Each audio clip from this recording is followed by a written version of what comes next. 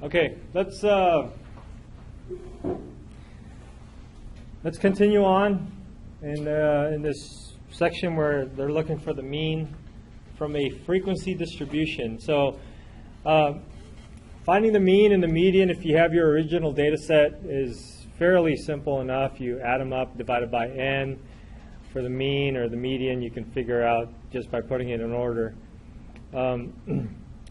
But sometimes you might be given a frequency table or the histogram, and then you don't know exactly what the original data points were.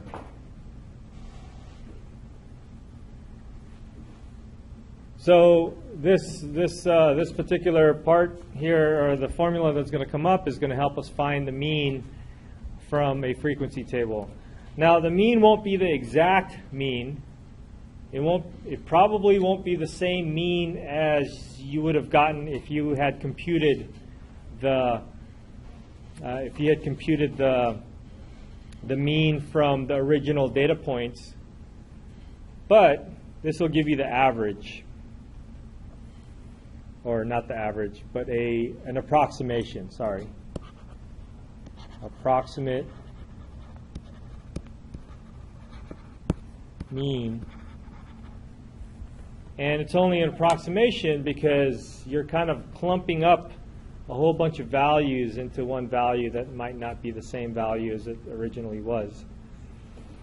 So the F stands for the frequencies.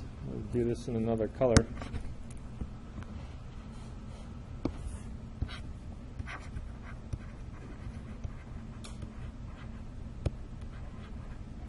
The frequencies for each of the classes. The X stands for the data point in that particular class. And then you know that the sigma stands for, it's just adding them up. So this would be a way to find it. And I kind of set up our actresses as an example for this. So let's see if we can do this example using this. So this is our frequency table, and I can go back to the slides and find the original data, and then we can actually figure it out. But let's not worry about the original data. Let's say we didn't have the original data, and this is all we had.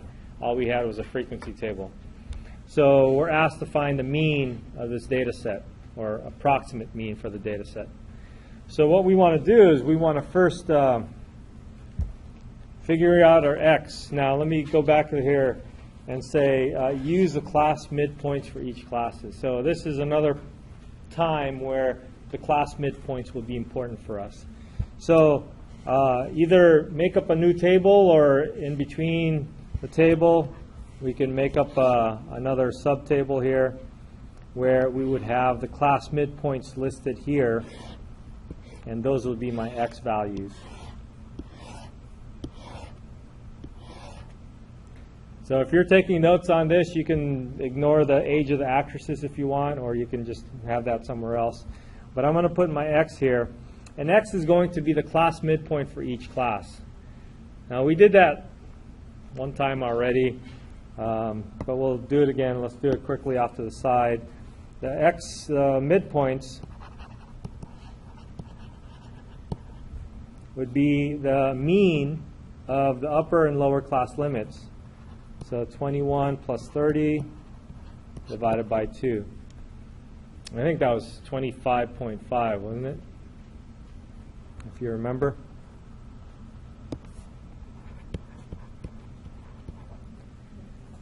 Now, we can think about doing this step for each one, or we can think that our class width was 10, wasn't it?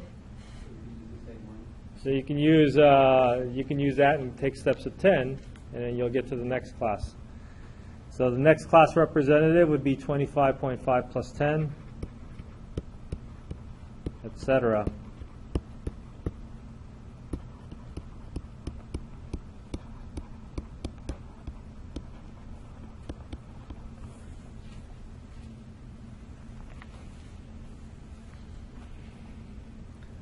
And then if you want to just double check, randomly pick a class and find the mean of the upper and lower class limits for that class, and you'll see that it's going to be that midpoint that you'd gotten.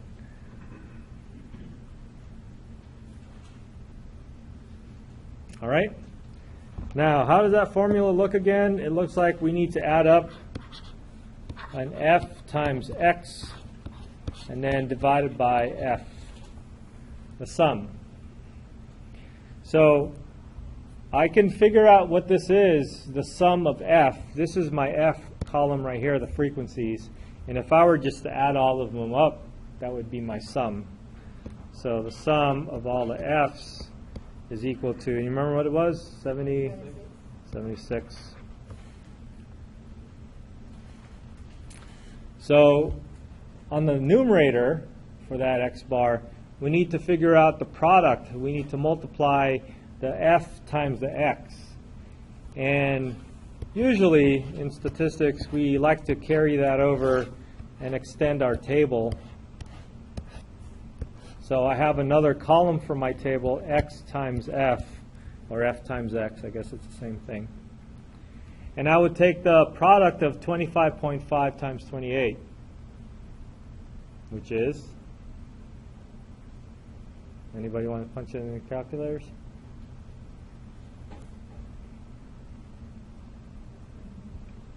Say it again.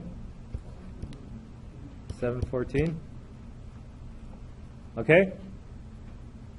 So we can go on with this business over here and keep going and find out what the thing is. All right.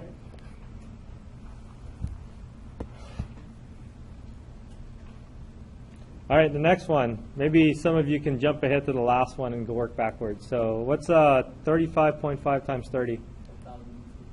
What is it? 45.5 times 12. 500? 46. 55.5 times 2. 111. 65.5 times 2. 39. 75.5 times 2.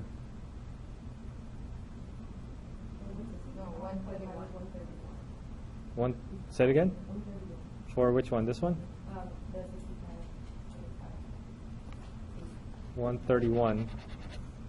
And then the last one? So now you have to add all of them up.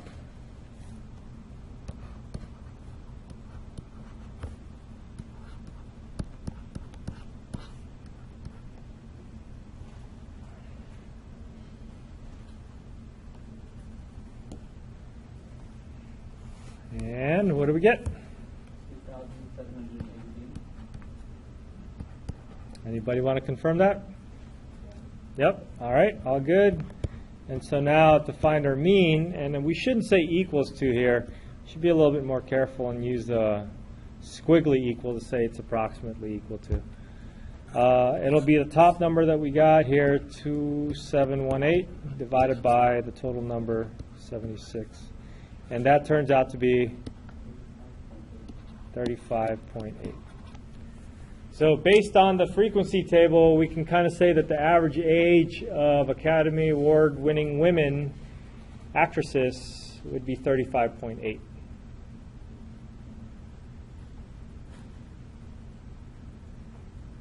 Okay? So how was that? That was pretty mathy here, huh? What do you guys think? This show of hands, either thumbs up or thumbs down. Oh, we got a medium. All right. Well, the good news is that we're going to be able to use a calculator to figure this out. But I feel like I need to show you this table stuff because when we get to the standard deviation, I go to meetings with teachers, with math teachers. Really exciting meetings. And we talk, one of the things that they discuss a lot in teaching statistics is a standard deviation, which is going to come up next. And there's some teachers that really feel like students have to know how to do standard deviation by hand. I don't believe that. So I think if I just show you how to do it by hand, and you guys maybe take notes along the way, then you would have done it by hand at least once. After that, I prefer you to use the calculators. It's quicker, more efficient, and more exact. If we do it by hand, which is kind of like this, the process is almost like this, except it's a little bit worse, then there's a lot of room for error. If I make a mistake on one number, then my whole answer is going to be wrong. And that's one number in the middle of a calculation. So for me personally, if technology exists, and it does, and when you guys go out to the real world, you're not going to have to do your standard deviation by hand. You guys will get to use Excel. At least in our class, we'll get to use some technology, and that's our graphing calculators. Then I'd much rather focus on that. So your GPA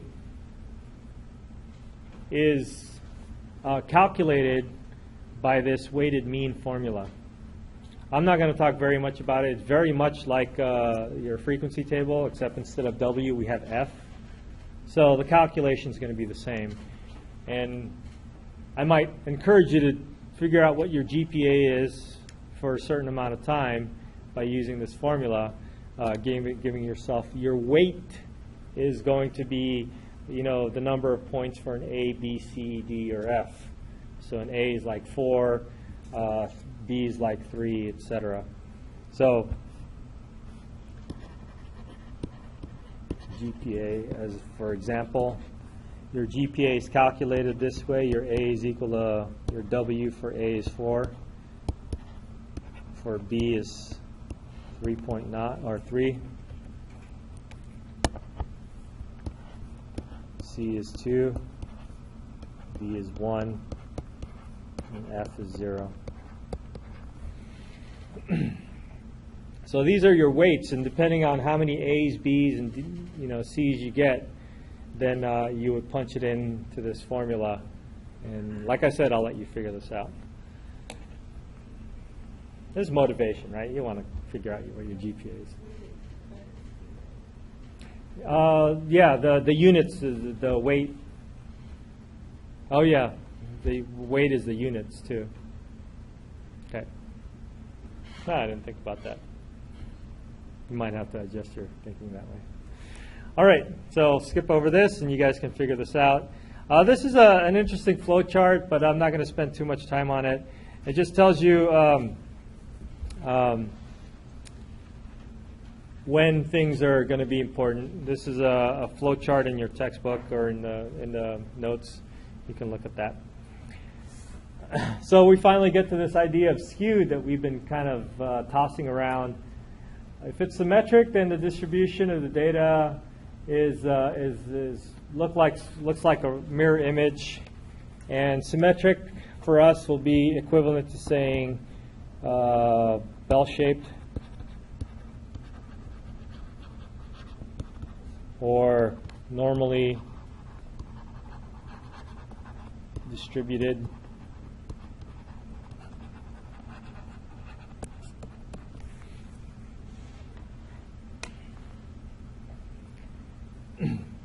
And if it turns out that more of your data is on one side than the other, like the example that we've been tossing around with the ages of the Academy Award-winning actresses, those are skewed.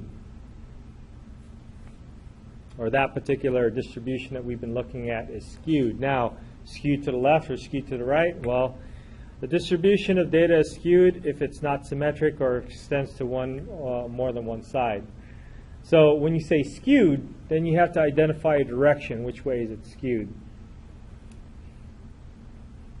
And this one is something that I got tripped over in the first time when I first learned it.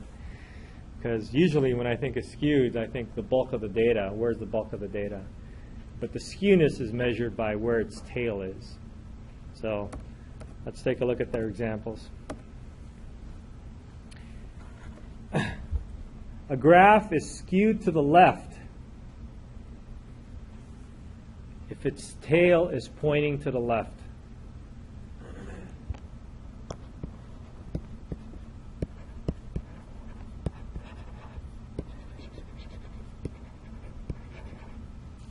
So the skewness is measured by where the tail is, not by where the bulk of the data is.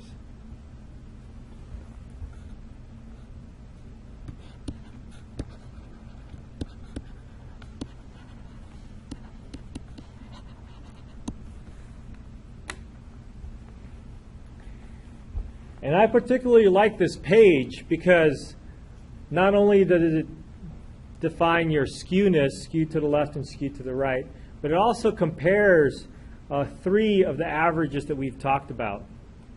It compares the mean, the median, and the mode. And you could probably figure out where the mid-range is as well, because the mid-range is really just the middle of the largest and lowest value. But it's interesting enough to take a look at the mean, the median, and the mode.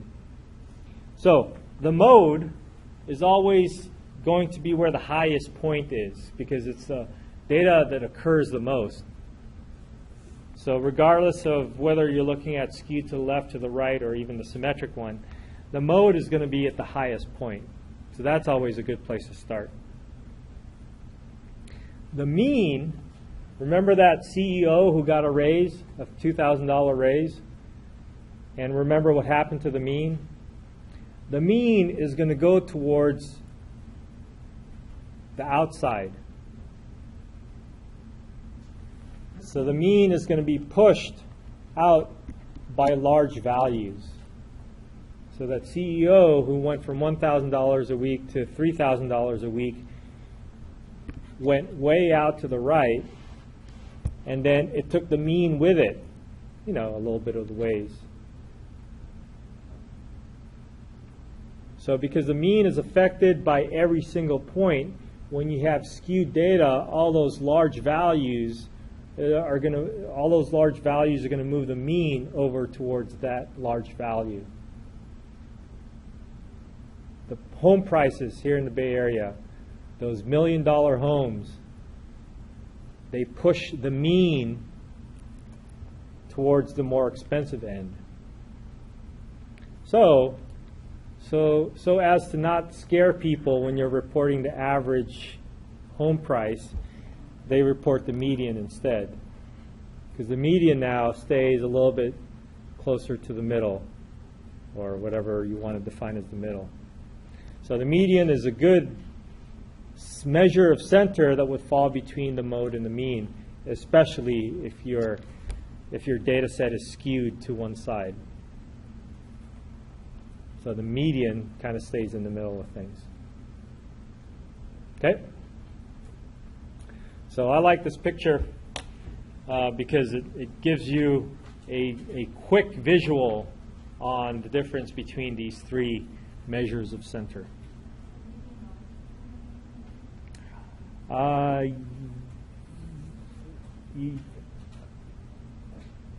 Yes.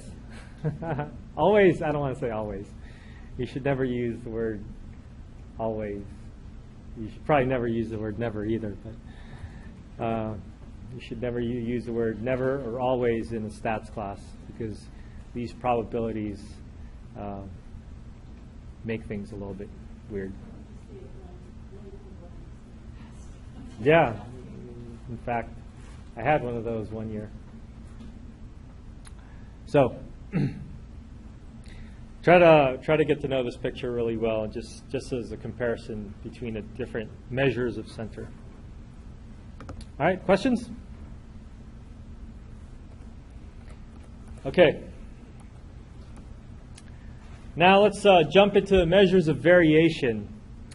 A measure of variation is variation tells you how the data is different from each other, and basically how they vary from each other.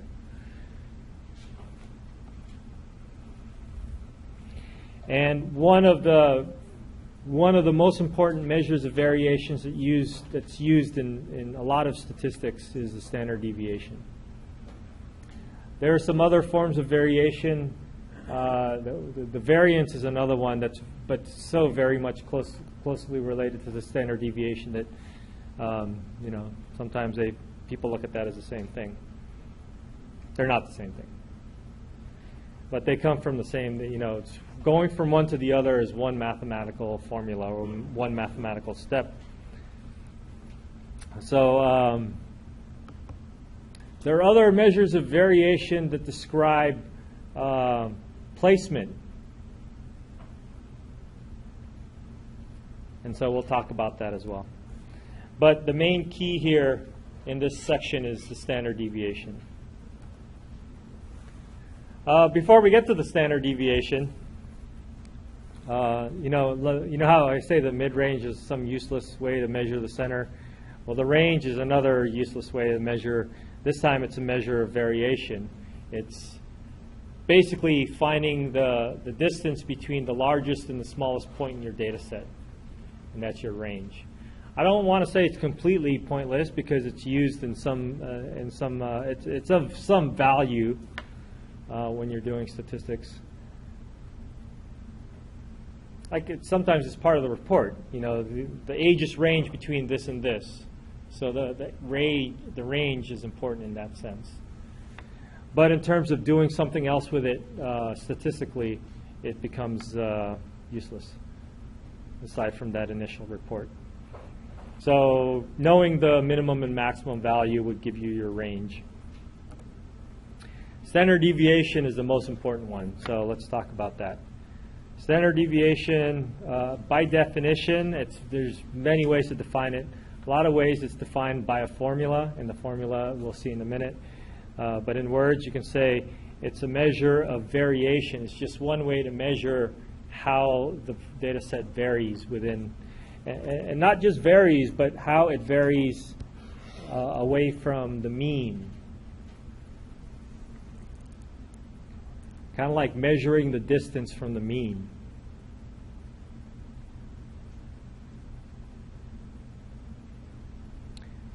So in this statement already, you should think that there is going to be a close relationship between the mean and the standard deviation.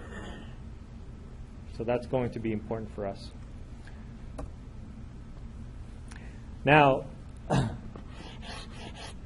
this is a statistic. Remember, statistic versus parameter. Statistic is a numerical measurement from a sample. And yesterday or last time I talked about the notation for statistic. S is going to be our notation for statistic. But I also want to introduce SX.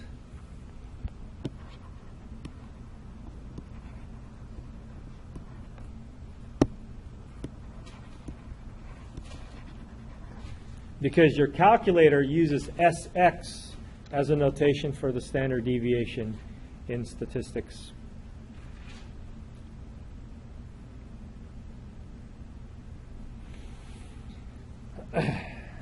So this is where we get a little theoretical for a moment. X is the value, the data points that you have. So it's all those different numbers that we're talking about. X bar is the mean. So x minus x bar gives you the difference between the mean and your point. Now, the difference between your mean and your point, it's kind of difficult to describe, but it could be positive or negative. So that's why you square it. By squaring it, you ensure now that it's going to be a positive distance. Now, another way to get this distance to be positive is to take the absolute value. But taking the absolute value is going to make things a little bit more difficult for us mathematically. So people decide to square it. The unfortunate thing about squaring something is that if we're talking about inches and then you square it, now it's all of a sudden it's square inches, and that doesn't make sense anymore. So along the way, they're going to want to take the square root. That's what this big thing is for. So the whole idea behind the square root is to bring it back to the same units as it was before. But before they take the square root, what they do is they add them up first and then divide by n minus 1. Why not just n? So it turns out that when they start talking about the standard deviation, they introduce this idea of a degree of freedom. And a degree of freedom is 1 less than the total number that you have in the sample. So for now, let's just say it's n minus 1 because of some degree of freedom.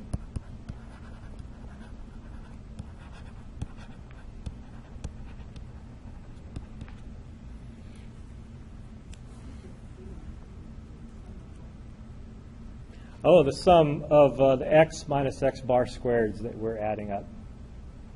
We'll actually do this.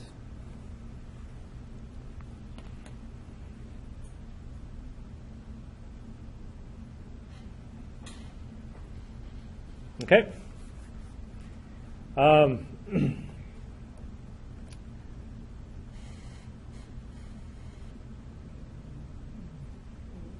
No.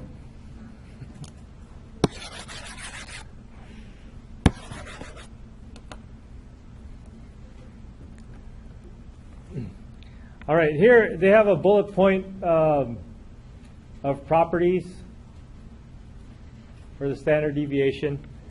They say that standard deviation is a measure of variation of values from the mean, and that's how it was defined earlier. So they're restating the definition in the properties here, and we saw that in the formula. In the formula, you took the x and then you took the mean, and you subtracted it, so you're looking for basically a distance between the x values and the mean.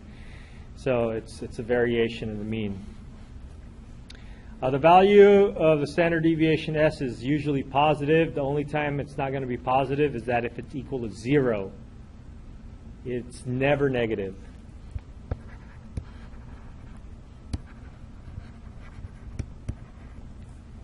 I'm using the word never again. It will never be negative. And they say usually because the only time it's not going to be positive is that if it's equal to 0. When would you imagine your data set to have a standard deviation of 0? Give me an example of 3 points or 3 data values that would have a standard deviation of 0. If it's all the same.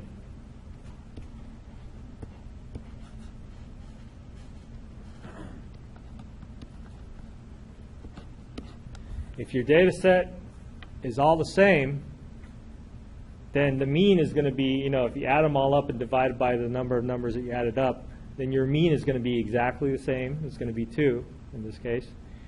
And the standard deviation is how much do each of these points vary from the mean. They don't vary at all. So this would have a standard deviation of 0. And that would be the only time where your standard deviation is not a positive number. Okay? The value of standard deviation can increase dramatically with the inclusion of one or more, they say outliers. We haven't formally defined outliers, but data value that's far away from all the others. Like we didn't compute the standard deviation from my small company of 3 people, but the standard deviation would be one thing, and then if I give myself, the CEO, a raise for that company, a huge raise, then your standard deviation is going to grow just as huge. So just like the mean, the standard deviation is affected by all the numbers. So one large bump, or if you add one more number that's really large or really small, then it's going to drastically affect the mean and the standard deviation as well. And here, when I talked about inches versus square inches, the units of the standard deviation are the same as the units for the original data. So we squared it in our process, but then we unsquared it by using the square root. So it took us back to the same units as the original. Okay, so these are some properties for the standard deviation.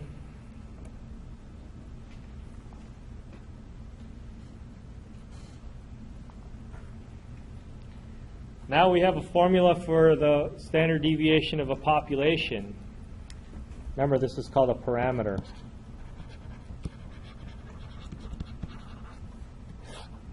Because it deals with a population. It's a numerical value describing a population, so that's called a parameter. So this is sigma, different from the capital sigma, remember?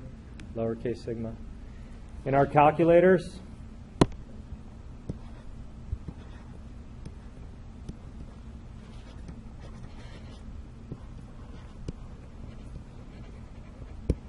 they use sigma sub x.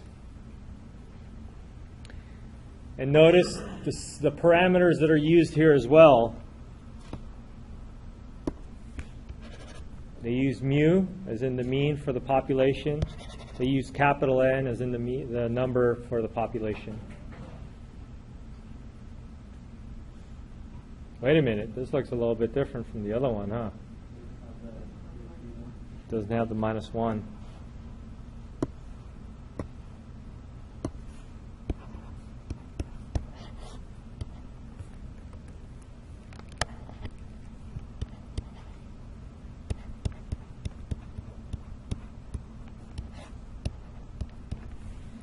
So there is a difference between these two things. And when they're talking about the population, they're assuming everything is taken into account. When they're talking about a sample, it means not everything is taken into account, so there has to be some degree of freedom that they're talking about. And the degree of freedom is accounted for in this n-1. Okay? So these are two different formulas. It's different in a sense, you know, the mean formulas were different just because they have different symbols that were used, because one is for the population, one's for the sample. This one, it's actually different because of the formula itself, not just by the symbols used, but the formula itself is different. So that's what's tricky about the standard deviation. Okay? And let's say in our calculations and when we report things, when you guys do things, you're going to be doing this, the standard deviation for the sample 99% of the time. When I ask for a standard deviation, 99% of the time, it's a standard deviation for the sample. It's a rare occasion where I would be looking for the standard deviation for the population. Okay? So always be looking for the S or the SX. All right. Uh-oh.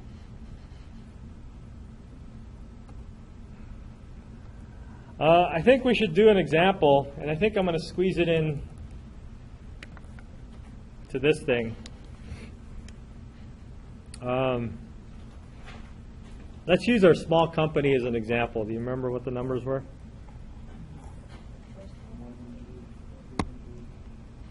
1, 3, and 1,000. Yeah, let's use the first one. I'm going to have to open up a Word document here.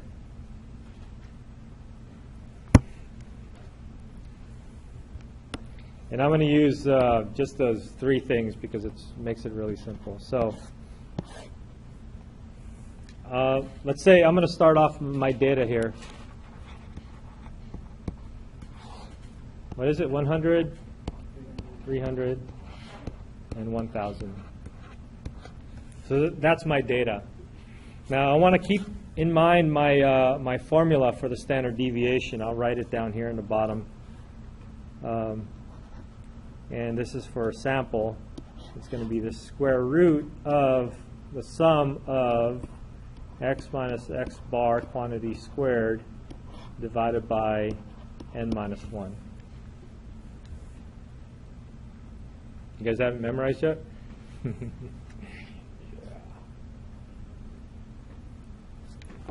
So what I'm going to do is I'm going to make a table. This is not going to be a frequency table. This is going to be a table that helps me perform my calculations. So I'm going to write my data in the column.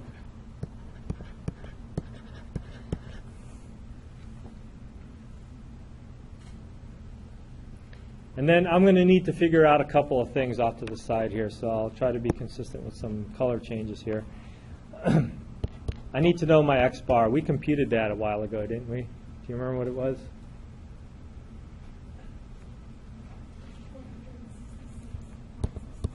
$466.67. Ugh. Oh well. All right. So that's going to be my x bar.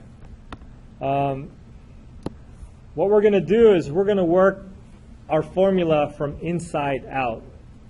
So we have an x here, and we need x minus x bar next. So my next column would be x minus x bar, and that will be, I'll have these numbers compared with this x bar. Okay, what I was trying to say is that I'll have 100 minus 466.67, and that's going to be the number that's going to go here. I'll use the same color. So 100 minus that, I think that's going to be a negative number, right? Negative 366.67. Wait, is that right? No. All right, take out your calculator and tell me what 100 minus 466 minus 67 is. I know it's a negative number, but I can't just take a 0. Or can I? Was that right? That was right. 366.67. So the next one, 300 minus that, is going to be minus 6.67. And then 1,000 minus this is the one that's not going to be 66.67. So now, punch it in your calculators and help me out here.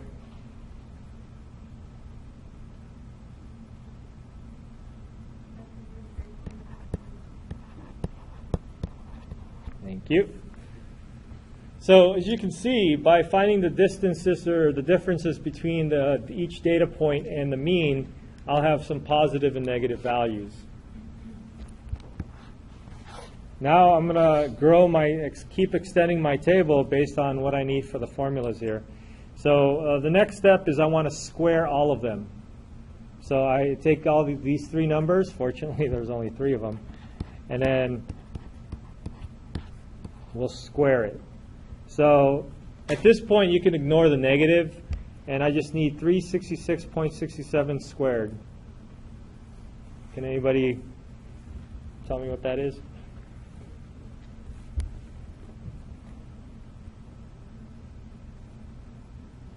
There's an advantage to take advantage of the little caret on top of your thing. 1,344,446.89. That looks ridiculous. It's a big number, is what I meant to say. Next one.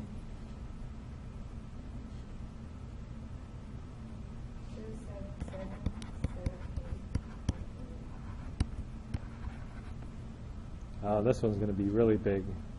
Next one, 533.33 squared.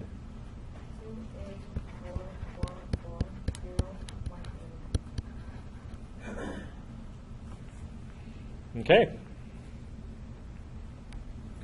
So now we've gotten up to this thing. Guess what's next? Look at the formula. We got x minus x bar, we got x minus x bar squared, and then what? Add them all up, right? That's a sigma, that's adding them up. So let's add them up.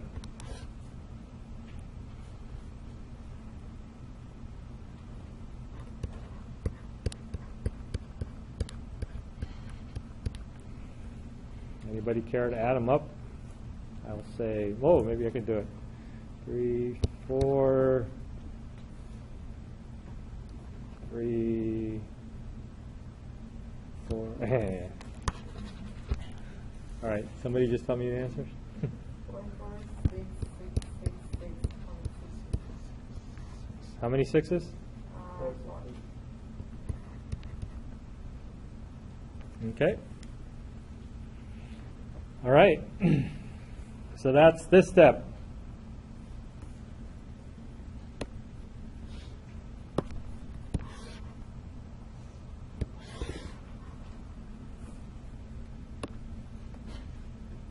What do you think is next? Divided by n minus 1. So next step is take that number that you got. I'm still going to use this complicated formula because that's the best way to represent it. I'll take this number and divide it by n minus 1, or divided by 2. So what is that number divided by 2?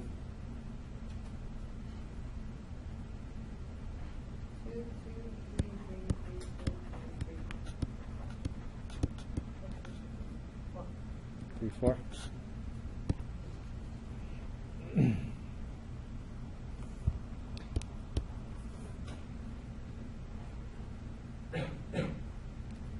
Now what? Take the square root. So this is finally my S.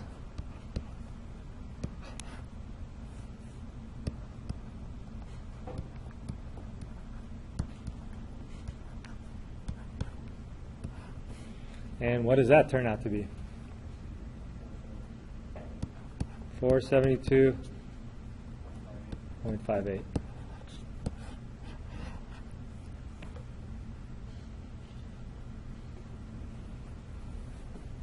Okay, that's your standard deviation.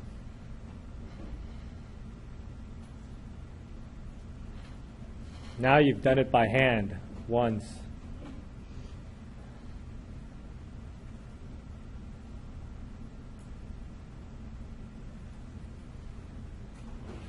Okay, questions? Remember, this is not the way I want you to do it in a test situation. Okay? Waste of time, a lot of room for mistakes.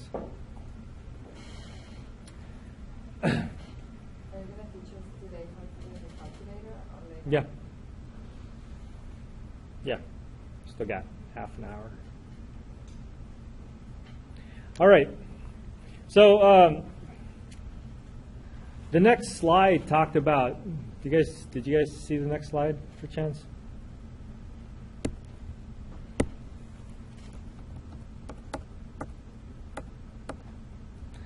The next slide talked about variance.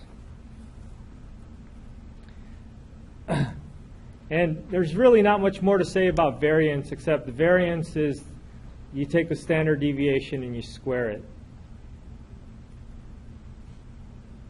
It's the standard deviation squared. Now remember, the standard deviation had a square root, right? And as we were doing the step-by-step formula, we took the square root to get the final answer, to get the standard deviation. So that means the step right before it should be the variance. So I'm going to go back to my sheet.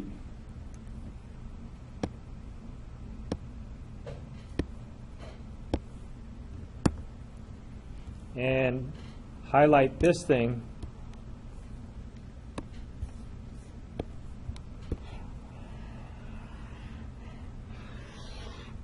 And call that the variance.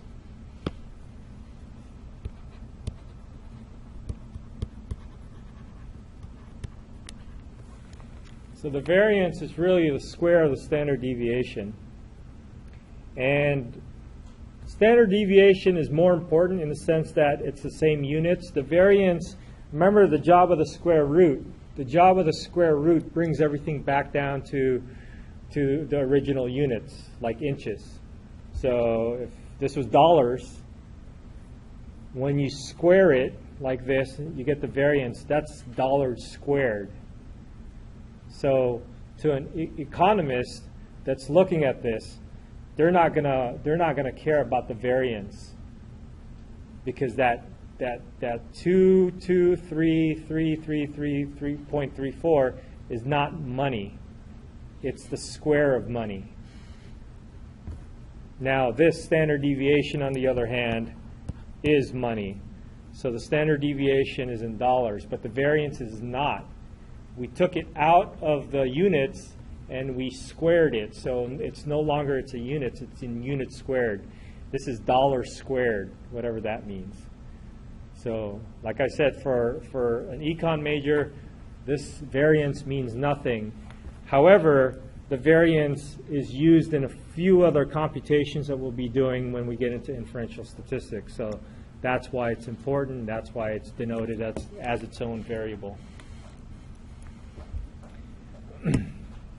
So the variance is simply the square of the standard deviation. The same round-off rules, just one decimal place, so I'm going to skip over this. This slide, I just kind of want to go by quickly. I don't want to talk about too much. Sometimes you might need to estimate the standard deviation, and the best way to estimate the standard deviation is you take your range of value and divide your range of value into 4 pieces, and then so you take your range divided by 4, and then that's approximately how your standard deviation is going to be. So remember I said the range was kind of not so useful? In some cases where you need to estimate something and the best you got is the lowest and largest values, then this would be a way to start your estimating. Okay. It's not used much, but well, it is kind of used in certain cases where we don't have enough information, statistical information about stuff. Okay, so now would probably be a good time to use our calculators to figure some stuff out.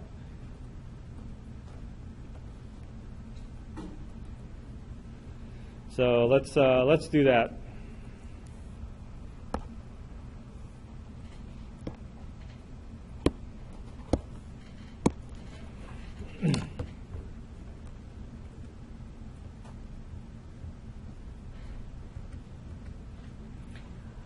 If you're somewhere and you ever want to go back to home screen, just press second function and quit, and then that'll bring you back to your home screen, and you may want to clear it.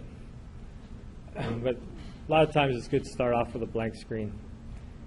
So, do you guys? We still have that list down that we took, right? Our little survey of how many hours you guys worked on between last time. So let's use that data. Let's use L1. So let's say I want to find the average or the mean and the standard deviation. So let's do this.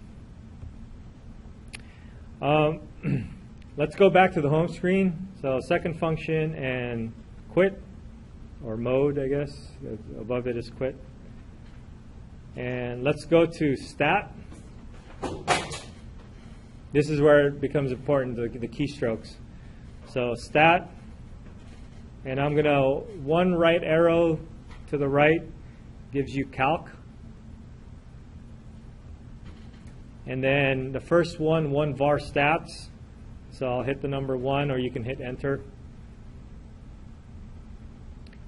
And then I want a 1 var stats on L1. So remember how to get L1? Second function and the number 1. Okay? And when you hit enter,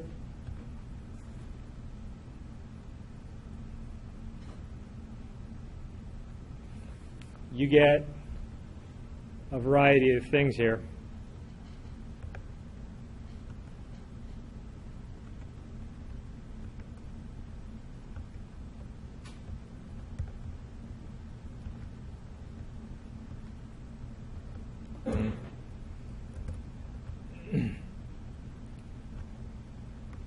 So using your graphing calculator,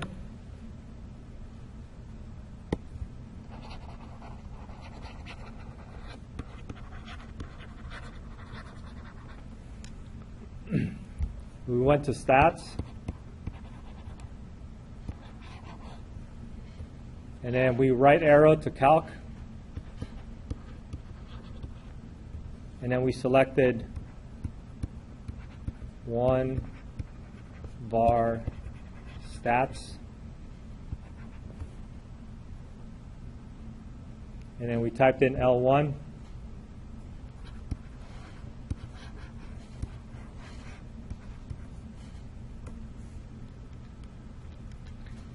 and then you hit enter, and then this is your output. Okay? So what's important here?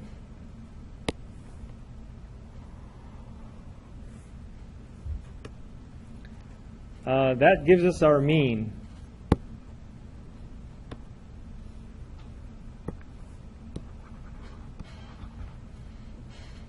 Now, remember the formula for the standard deviation.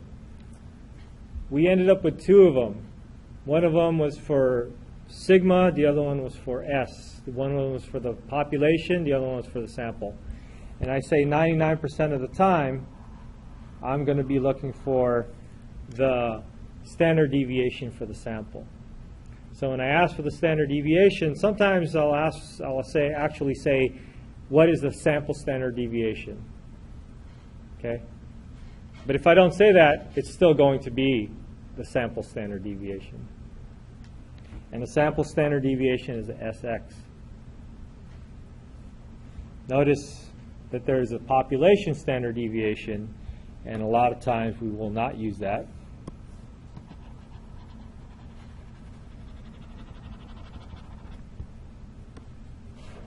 So let me just cross that out and go back to this idea that this is your standard deviation.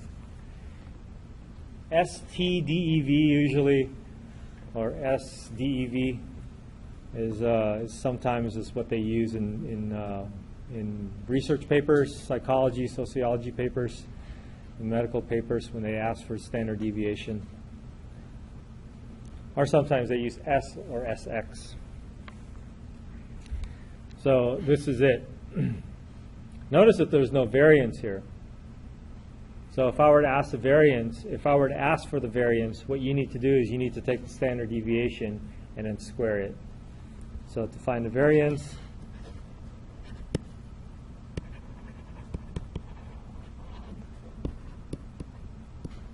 just take your number and then you square it. Now, a lot of times, you know, the round-off rule says it's one past the original data set. So if you're going to square one past the data set, then your variance might not be accurate. So the best thing to do is to take as many of the digits as you see,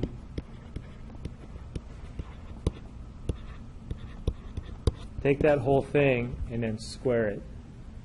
And that will guarantee that your answer is going to be good up to the round-off rule. Okay?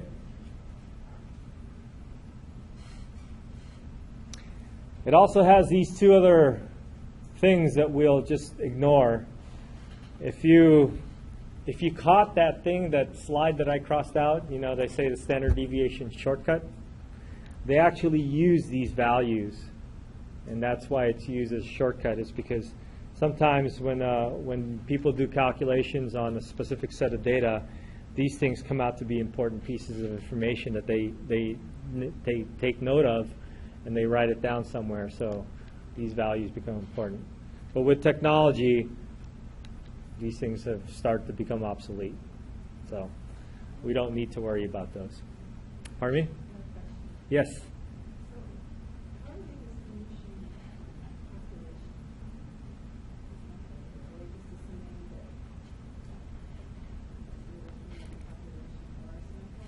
Yeah, they're assuming they want to give the flexibility of working with a population or a sample.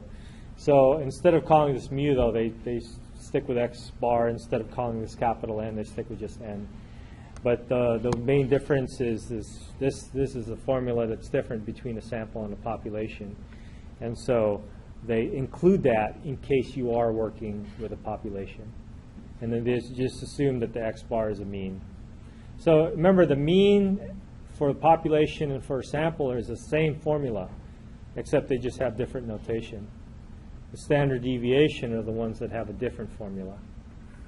But I still want to cross this out, because the only time you would use sigma sub x to report as a standard deviation is that if you don't see anything here. if you don't see anything for the SX. And that's going to come up later on. Did anybody do this?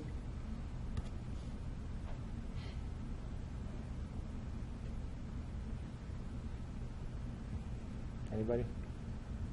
No. We can just skip it.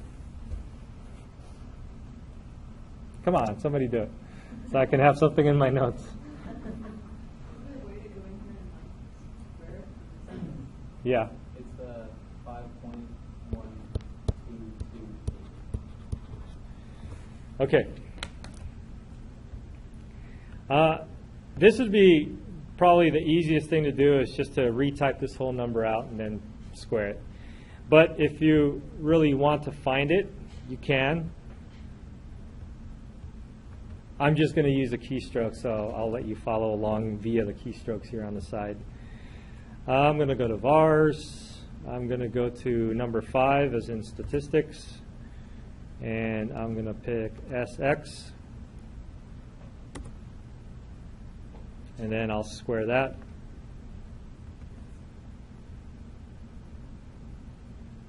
Wait, that didn't come out with the same answer. Let's see.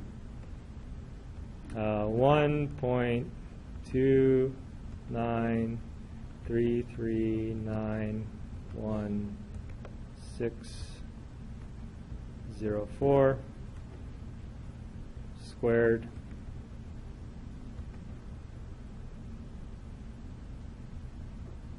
a little bit off here towards the very end, but I think it should be 1.67. Yeah, my number, the last digit doesn't fit on the phone. Oh. All right, so I'm just going to copy this instead of, so I can include the keystrokes as well.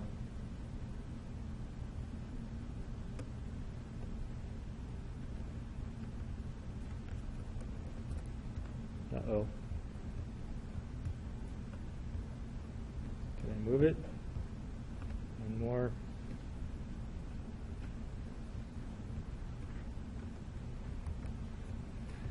Oh well. There it goes. Oh. You know what I need to do? I need to start using OneNote. I'll have better control of the screen. Anyways, I'll fix this up and put it in our notes. So we'll fix this.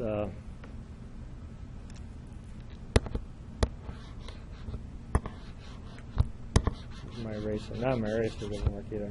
I'll fix that up. So basically,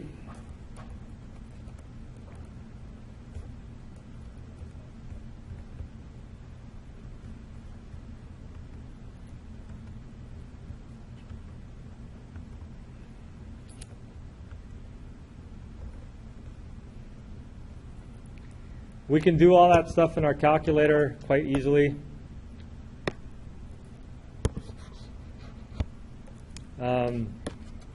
And that's what you should do. What was it again? 1.6?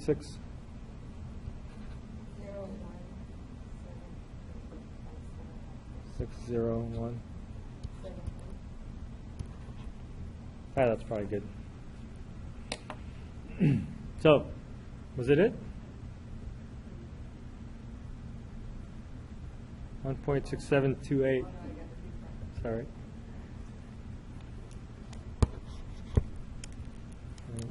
6728. Okay, so if you caught the keystrokes to get the exact value without having to type in most of the stuff, that's great. I'll put it up in the notes again so you can see it. It was pretty simple, right? Just vars, some weird stuff. Okay, let's take a look at this page. This page comes as something that's important that will come up later on. We want to look at the idea of what a usual value is Usual value, when you think of usual, it's something that happens, that you would expect to happen quite often. And usual value is something that's going to be within 2 standard deviations from the mean. And so that's what this means mathematically. What this is saying is that if you have the mean and the standard deviations are important as a measure of distance away from the mean.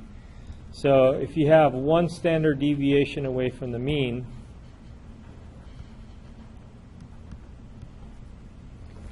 to the right, you would express that as the mean plus 1 standard deviation.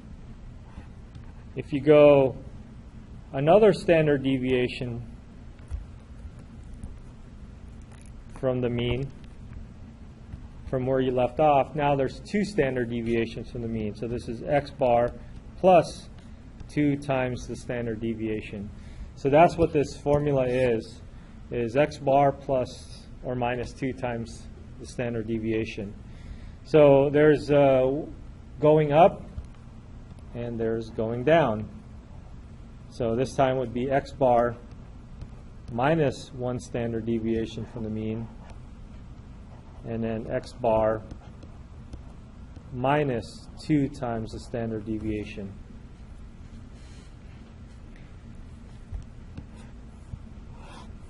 So anything that's within 2 standard deviations from the mean, this is your mean.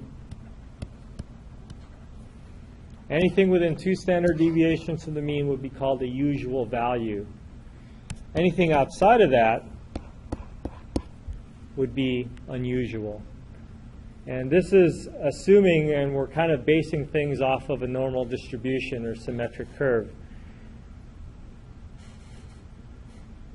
Anything that goes beyond 2 standard deviations from the mean would be, sometimes we call them outliers, but we'll just call them unusual, because we're saying they're pretty far off from what we're expecting to happen. And we'll be working a lot with normal distributions later on, so this idea will make it more clear. Questions?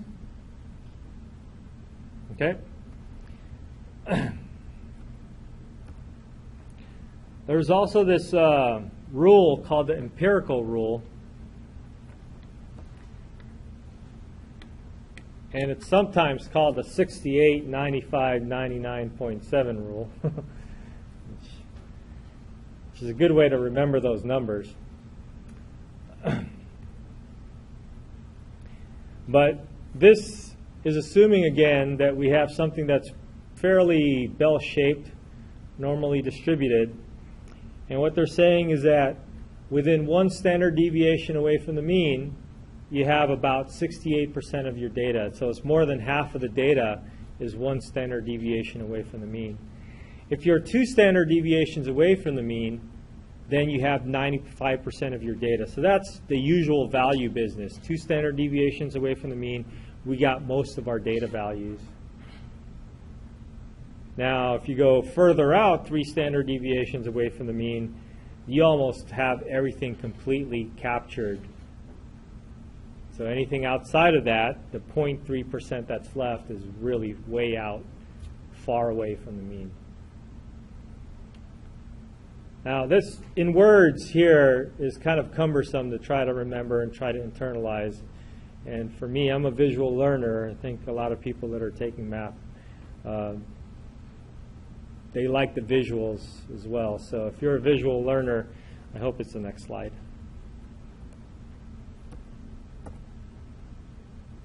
This might work a little bit better. So, again, we're assuming that we're looking at a bell-shaped curve.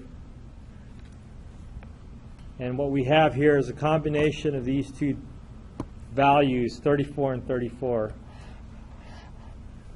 This is 68% of the data is in the bulk of the middle.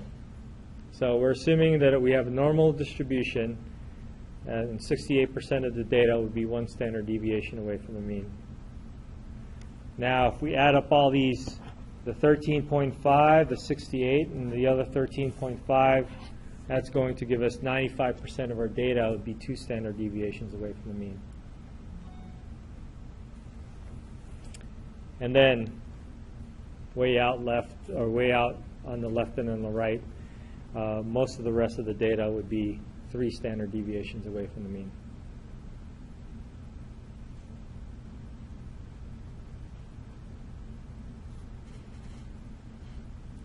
So an example of this, just to look ahead, is I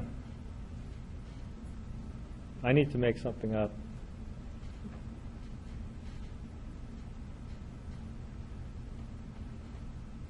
Let's not worry about it. We'll come back to this later. Okay, let's not worry about this page. And coefficient of variation, I don't think I'll be testing you on this, but it is in your homework, because remember the first day we were looking through some homework problems, and one of them talked about the CV. So depending on whether you're dealing with the sample or the population, and you're most likely going to be dealing with the sample, you're going to use the coefficient of variation is going to be the standard deviation divided by the mean. And just that number that you're going to get is going to be a percentage, or it's going to be a decimal. Just to make it into a percentage, you multiply it by 100 and then throw the percent symbol. So that's all there is to this formula. There's really there's some value in it. You know, here's a definition. It describes a standard deviation relative to the mean, but I don't. For the calculations that we're going to do, I'm kind of more focused on the calculations that we'll end up doing in the calculations that we'll be doing in inferential statistics, and this is not going to be an important part of that. So just take this in for your homework problems. Okay, we have about 5 minutes left, I think. So let's see if we can finish up this chapter. And I think what I'll try to do is I'll try to make chapter 4. I don't know. This is the thing about the hybrid, right? It's all compressed, and so I feel like I'm going fast already, but apparently it's not fast enough. So I might make a video of the chapter 4 thing, and then just do a quick recap in class, and then go on to chapter 5 next time we meet. So let's take a look at the measures of relative standing. There's really a handful of concepts here that I'm just going to highlight. Oh, let's take the highlighter out. Z-score is important. So a z-score kind of brings everything down to into something where it's centered around 0. It brings the mean down to 0, and it also brings the standard deviation down to 1. So 0 and 1 are very nice numbers to work with. If we take a look at the mean and standard deviation for a lot of other things, applications like average weights or heights of people, then it gets a little bit more complicated, but we can bring that down to 0 to have a mean of 0. Then we're looking at what's called a z-score. So a z-score basically standardizes the value and makes the mean 0 and the standard deviation 1.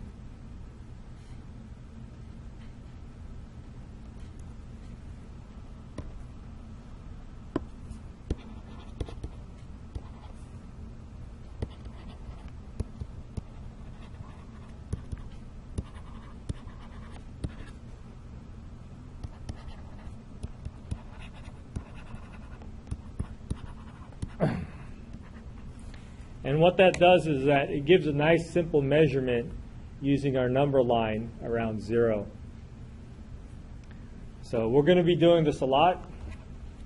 The idea of standardizing the value so that we're dealing with nice numbers near 0. So we're going to be dealing with positive and negative numbers because some of these values are above the mean, some of the values are below the mean. And so our formula is going to be this. For the sample and for the population.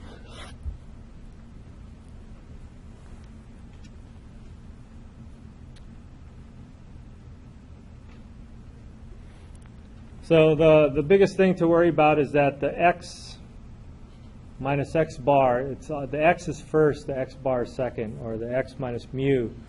The data point is first, and then the mean is second, because if you switch those around, you'll get negative values.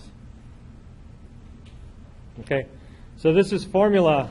This is a formula to find your z-scores. And then there's a table that uses these z-scores, and the table has these values rounded off to 2 decimal places. So regardless of how your data is set up, you always want to round these z-scores to 2 decimal places. 3 is probably okay too, but a lot of times they say round off to 2 decimal places, and that's good. And so because you're normalizing this, the 1 and the 2 and the 3 in your number line actually counts the number of standard deviations.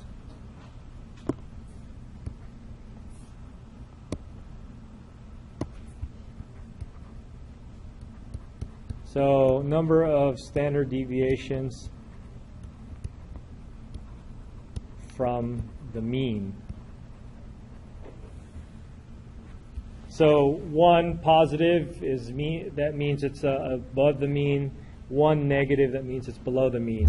But now, when you say 2 standard deviations away from the mean, you can literally see the numbers -2 and +2. And so that usual value, I don't know why they changed it to ordinary, but the usual values are supposed to be within 2 standard deviations away from the mean. But now if you look at the z-scores, you can literally just be looking at these numbers, 2 and -2. Okay? All right.